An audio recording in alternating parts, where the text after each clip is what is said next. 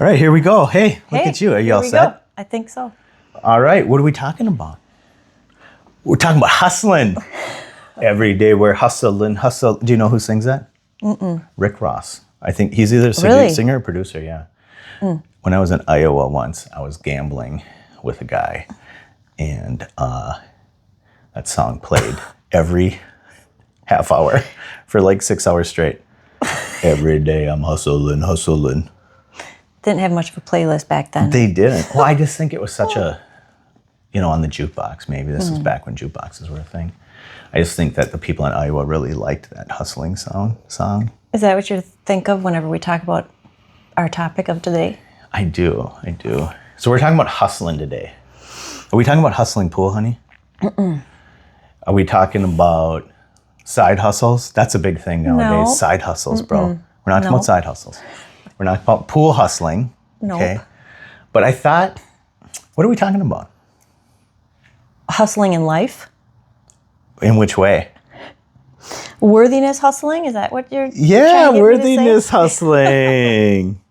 Okay, so we're going to go over worthiness hustle. And this is from Brene Brown. Correct. Yeah, she kind of came up with this, and she's a therapist. She's a PhD, social worker, college professor. I don't think she's a therapist. Okay. She's written a lot of books. She does research. More of a clinical researcher type person. Yeah. Author, Yes. public speaker, Yep. Got a podcast, website, TED Talks. TED Talks. Yes. Okay.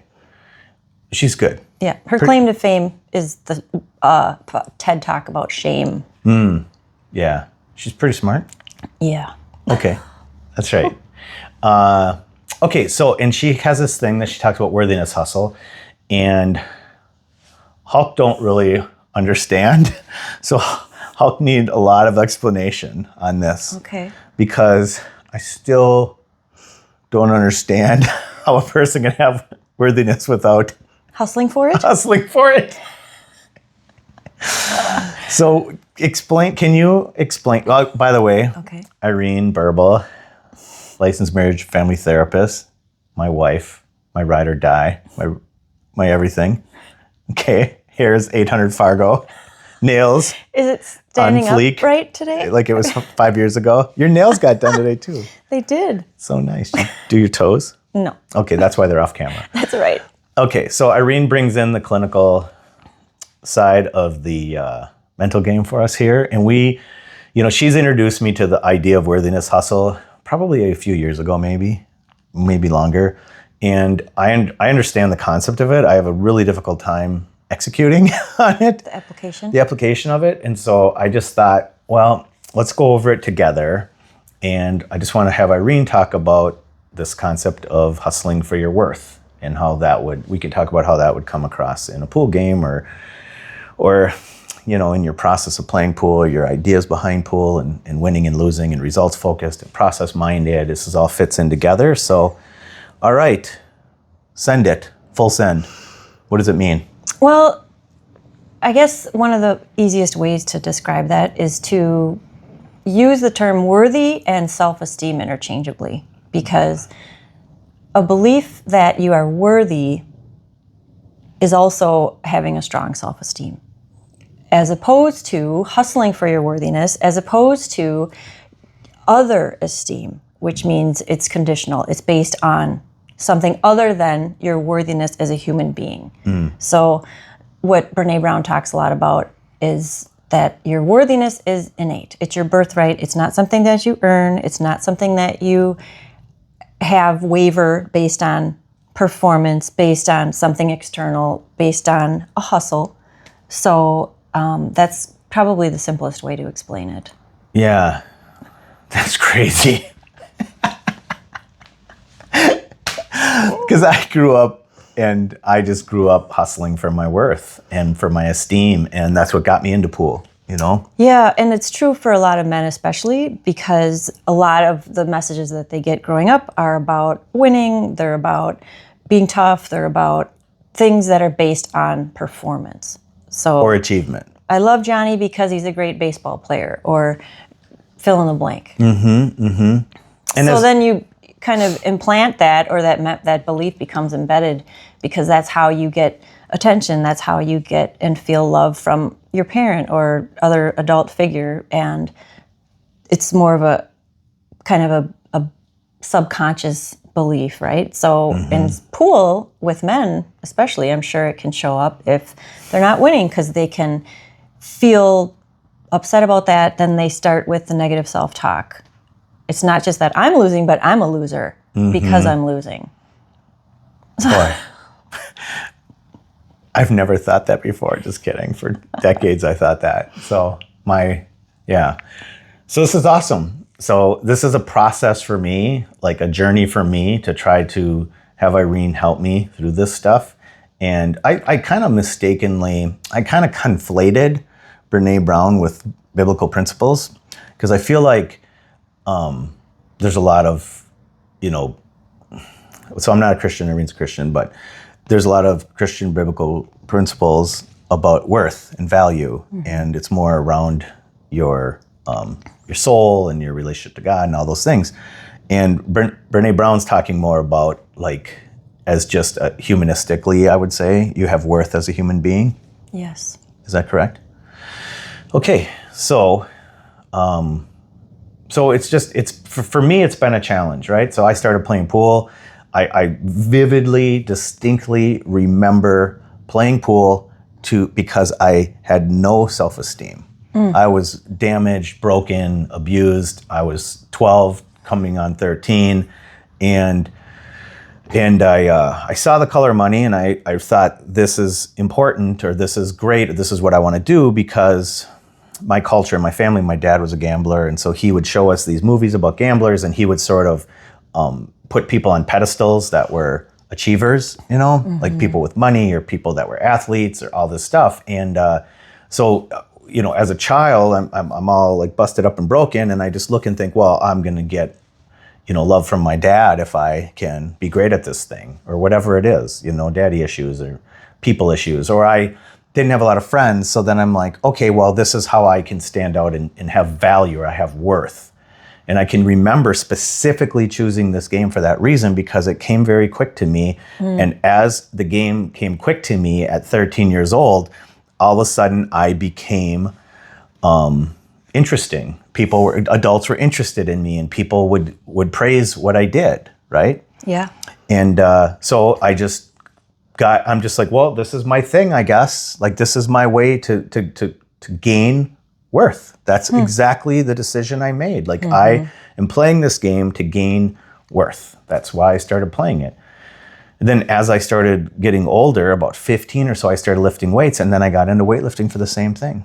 This is my way to gain worth, And it's like we live in this society that's so like results focused.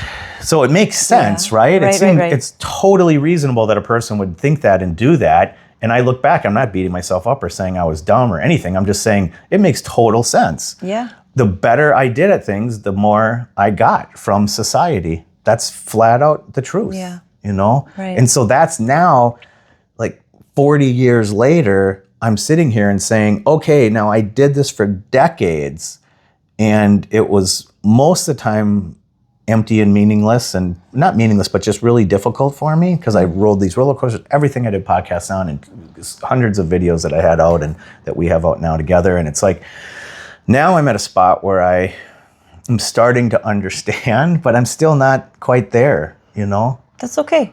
That's a process for most people. It's sort of a lifelong learning for some because they get caught up in those shame triggers that the gremlins tell us you're not worthy, right? So it's another thing that Brene Brown talks about is developing shame resilience in order to really be able to recognize it when it's happening and do critical thinking to speak truth to the lie that shame is telling you in that moment. So, for example, you're losing. That means you're a loser. And correlating with that message might be sweaty armpits or dry mouth. And then you're in the reptile brain, right? So it's really helpful to just even take a deep breath and do something to bring your wise mind online, bring the prefrontal cortex back into the conversation. So then you can make a choice about how you're going to proceed, whether it's to feed the shame gremlin, as Brene Brown likes to call it, or speak truth to the lie. Yeah. And okay, so that's awesome. Thank you. And then I did this in other videos. I've been talking about this a lot, and it's just, to me, it is like a solution. It's acceptance. Yeah. I think that's kind of, for me, how I've worked more towards this stage of being less hustling for my worth, being more confident and being more whatever, by having acceptance that I'm imperfect, right? Absolutely. Yes. And I don't need to be perfect, and no one's perfect. No. So I was going to ask how and when that happens, and if you've been able to start recognizing it more readily. Oh, yeah.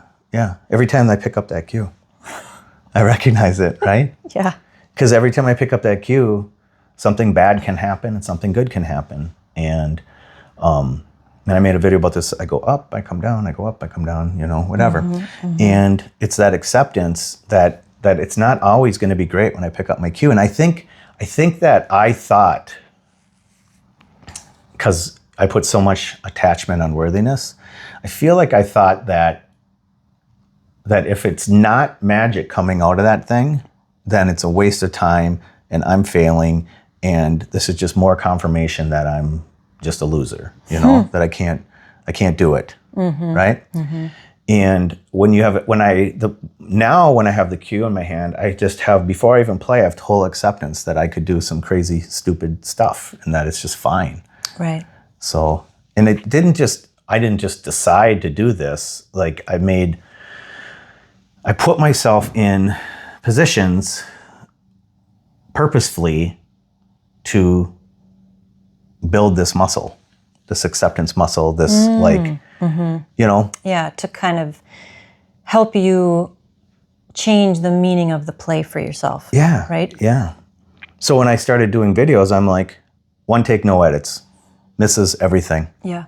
No, nothing. Shoot straight up in the air, and it's fine, and I can miss, and then I can play great. And it's like, that's been training me to have more acceptance. So now when I miss shots, I'm like, well, I miss shots, and tens of thousands of people have watched me miss shots. So what's the difference? I miss shots. Yeah. I'm not trying to sit there and run a hustle, right? Like a hustle where I'm only going to put my good stuff up, and I'm going to hustle everybody into thinking that I'm something that I'm not. Does that make sense? Totally. Yeah. So now I'm not hustling anybody. I just am myself, and sometimes myself is pretty cool with the cue, and sometimes it's hot garbage, and it's like, whatever happens, and I can accept it. And I'm not trying to run a hustle. That's just it. It's like I just feel like it would be a hustle if I curated my content. That's it. And if I curated who I am, like I'd run some hustle. Like sometimes, like I just put in the comments to this guy, I go, I'm a weirdo, and you guys are my weirdos, and we're just having fun learning and I'm just whatever. And it's like, because if I hid my weird, then I would be hustling and I wouldn't be authentic, and I would never really truly build esteem. Because now when people compliment me, they're complimenting the true me, not some person that I'm trying to pretend to be and curated. Does that make sense? Yeah, totally. Yeah. So that's like, to me, that's like a good sign that I'm building my esteem for myself. I would say that's true. Okay. Nice work. Well, thanks. I don't even care what you say. I don't need that validation. I'm just kidding. That was a quick one. That was a quick one. Okay. So you tell people, what are some things? Just go like, what? I'm not really a good freestyler. So you okay. I'll have to prime the pump here. Yeah. Okay. So if somebody was struggling, let's just take it from the top, like review, and then we'll kind of keep this one shorter. All right. If somebody was struggling because they were putting a lot of like judgments on themselves, and they were frustrated when they missed, and we're trying to get them more present, we're trying to get them more accepting, we're trying to get them to be, have more joy for the game. Right. So if they're stuck in that sort of worthiness hustle, where if Right. they miss, so how do you know that you're in a worthiness hustle? Let's start with that. How Well, do you know that you're in that spot? It goes back to how you are feeling and reacting in that moment. What are some things that a person might be telling themselves Well, in that moment that might, I'm so stupid.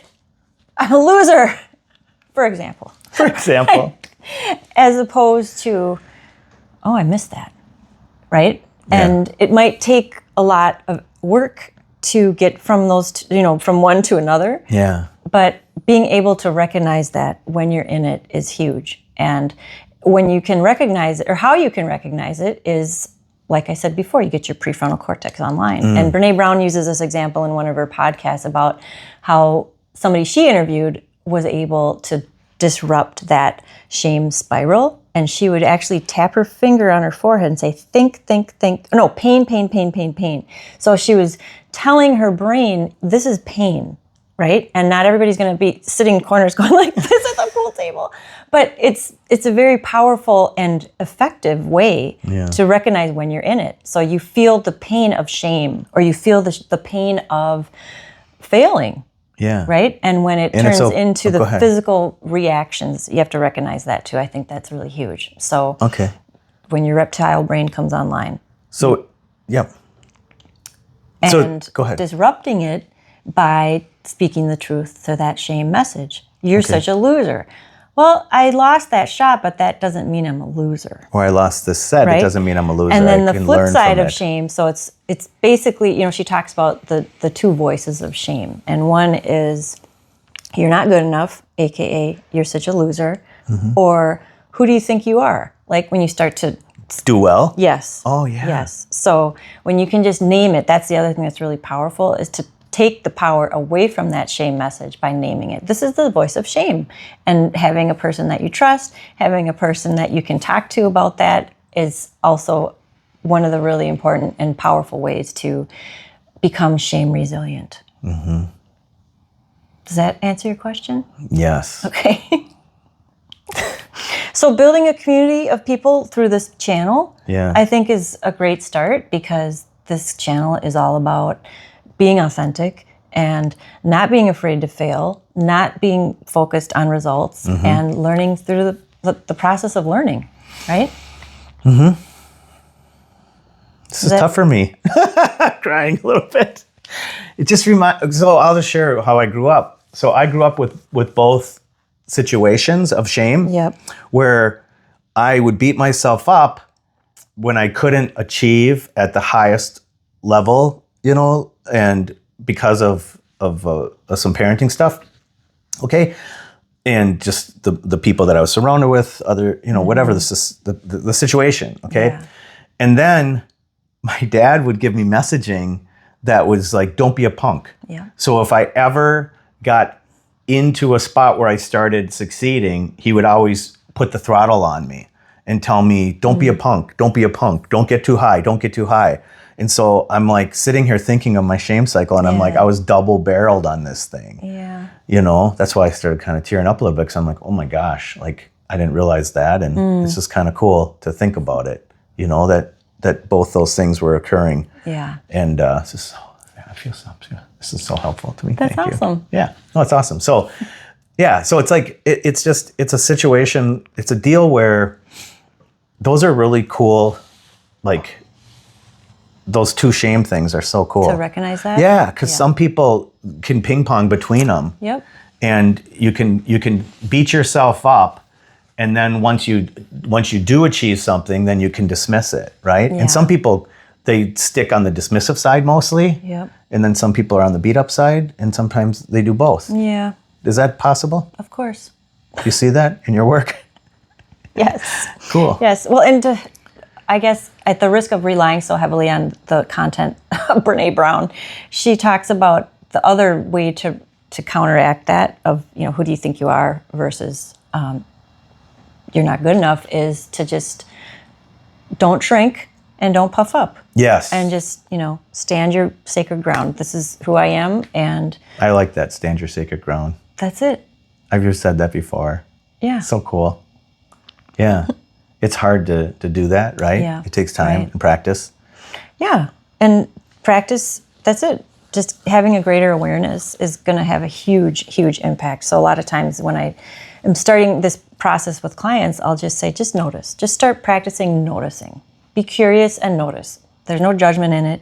And it gives you an opportunity to have a greater awareness, to slow down that process, recognize when am I most likely to get into my worthiness hustle, and then have a different way of responding to it when it happens. Yeah. And I would say that this could be practiced in practice. Totally. Because when you're hitting balls, and so I've made comments before and I've said, I haven't been frustrated in 5-6 years playing pool. I just haven't. I haven't been frustrated. I've been upset at times, like with the dynamics of the situation I'm in, where I'm just like, and I've talked about like being, having external things happening that are hard to deal with, but I've talked about the things that I did to sort of overcome those or deal with them or whatever. But in practice, I can honestly say for 6 years, I just don't get attached to anything. I'm training and I'm learning and I don't get frustrated. And so what happens is, because I don't get frustrated in practice for over 5 years, I really don't get frustrated when I play, or I get I just don't get frustrated. I can be, part of it is because I practice acceptance, and I practice breathing and doing all these things and all the stuff that we talk about.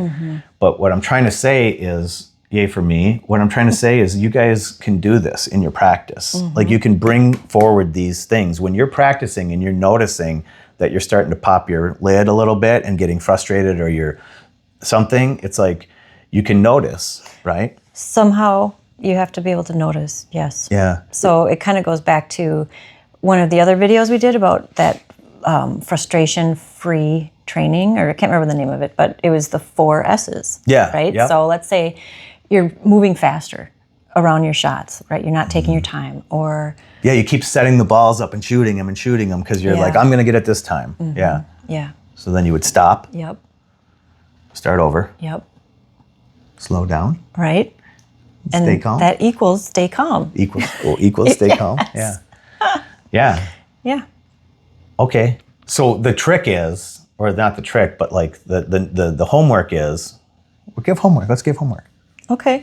The homework is, for the next time you practice, to pay attention to your physiology. Yes. Would you say that? Yes. Yep. And some people, if they have a Fitbit or smartwatch or whatever it is, they can use that to help pay attention to their heart rate and set some kind of an alert to give attention to that. So then they can just take a breath. They can stop for 2 minutes and literally just breathe. Or you could put up something where you're training to remind yourself. So you can just get into the habit of checking in. So your physiology. And you can check in, and if you're checking in and you say, oh, I'm feeling great. But you could also check in and say, I'm noticing I'm gritting my teeth, or my jaw is really sore, or some other physical cue that you maybe wouldn't notice without that prompt to check in. And then you would also, your homework would be to look at like the things you're telling yourself. Yes. Right? Your inner monologue. Absolutely. So if your inner monologue is critical and it's negative, right? And judging and shaming and beating yourself up, that's different than assessing and advising. Exactly. We want to assess and advise ourselves. We don't want to criticize ourselves. And we don't.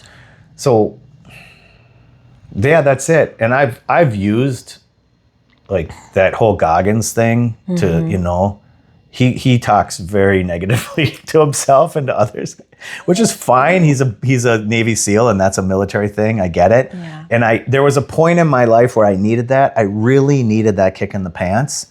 But after I got to a certain level of like acceptance and went through all these habits and things in my life and gratitude, all these practices, I didn't need to do that. And it was not sustainable because once you tell yourself, get up at 4:30, you don't be a wimp, blah, blah, blah, blah, blah. And you go and I did those runs and all that stuff. I'm like, okay, I can do it.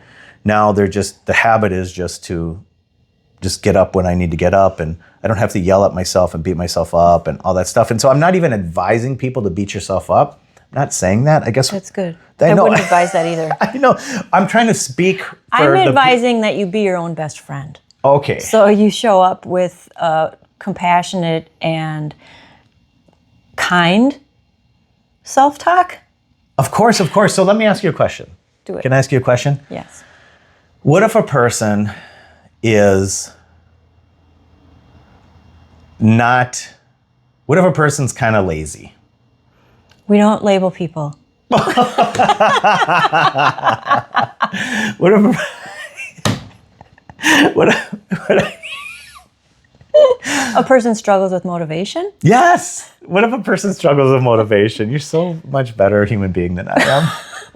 What if a person struggles with motivation?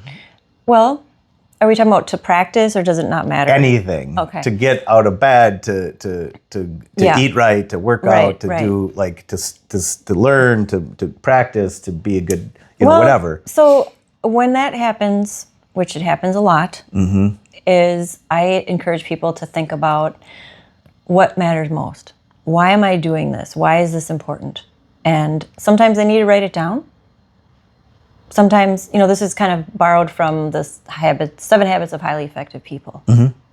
What matters most and putting first things first, right? So neither one of those things rely on motivation to get things done. Because motivation is an intermittent reinforcer, because sometimes you feel like it and sometimes you don't. Yeah. Right? So you basically have to work on what are the most important things. And I do those things because they're important, not because I feel like it.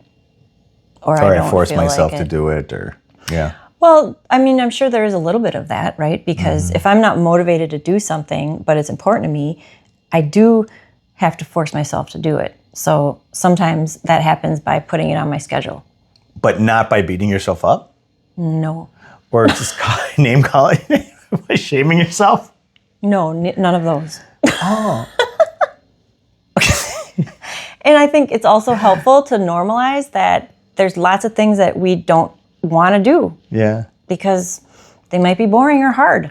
Yeah, it's very funny because thank you for talking about this, because it's very easy when you're a lizard-brained, Hulk smash, what do you call it? Damaged person, to say, well, I just got to toughen up and I just got to use these techniques and tactics to kick myself in the butt. And, it's more like that military high school football kind of thing. Yeah. And I'm trying to like, I think have that's you the share. man worthiness link. There's a lot of that, because there's more men that are, well, yeah. Maybe I'll just leave it at that. No, I got you. I'm just saying, like, Well, in that like, we're book I was talking right. about, Brene Brown wrote a book, or it's more of a podcast format. It's called Men, Women, and Worthiness, and it's very well worth the 2 hours and 14 minutes of listening time to learn more about it. And she said all the men that she talked to would use sports analogies, would use military, because that's a lot of the context of identity for men sometimes, especially in their formative years. Yeah, and those are elevated things, right? In our society, That too. performance is elevated. So as a Yes, man, yes. you want to be successful. You want to have significance. A lot of men do. We're competitive. We're hierarchical, if that's a word.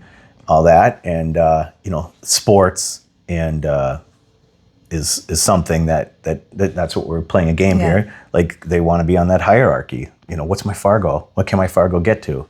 All that kind of stuff. And I get it. It's just. So we should maybe kind of reel it back in. Yeah, totally. You were doing a recap, and then you were giving people homework. So Okay, what? We're done. We're done.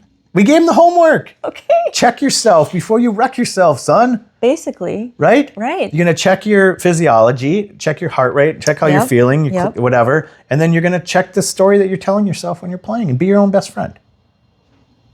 piece of cake. All right. I was just playing devil's advocate. You're doing great. Thank you. Hopefully that was helpful for your viewers. Why do I so defensive?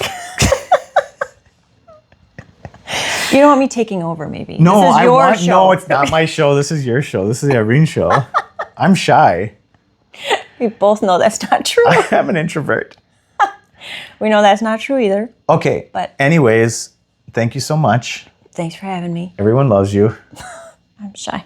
I know you are. Okay. And we love you, right? We love these guys. Of course. And gals? Yep. Okay. Let us know how this went for you. Yeah. Do your homework. Hit us up in the comments. And we'll see you next time, right? Yeah. See you next time. Okay. Bye-bye. Bye.